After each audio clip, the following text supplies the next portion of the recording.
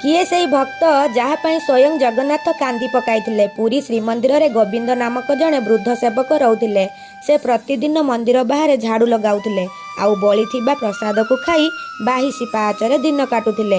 गोटे दिन श्रीमंदिर रे विशेष महाभोगर प्रस्तुति होइथिला, किंतु दुर्भाग्य से महाभोगर किछि अंश रात्रि रे चोरी होइथिला। सबु संदेह गोविंद उपर को गला। रागरे राजांकर सैन्य माने आसी ताकू बहुत मारिथिले एवं तांकू कारागार रे बंदी करी रखिथिले। गोविंद माड़र क्रीड़ा सह्य करी केवल जगन्नाथ को डाकुथाए। भक्तर करुण चित्कार प्रभुंग हृदय को आघात करिथिला। आउ सेई रात्रे ही प्रभु जगन्नाथ राजा गजपति स्वप्न रे आसीथिले। भोकिला गोविंद को निज हाथ रे महाप्रसाद देइथिबार कहिथिले।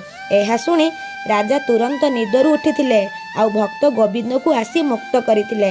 स्वयं जगन्नाथ को कंदाई पारुथिबा भक्त को देखि राजा कोलाई पकाइथिले।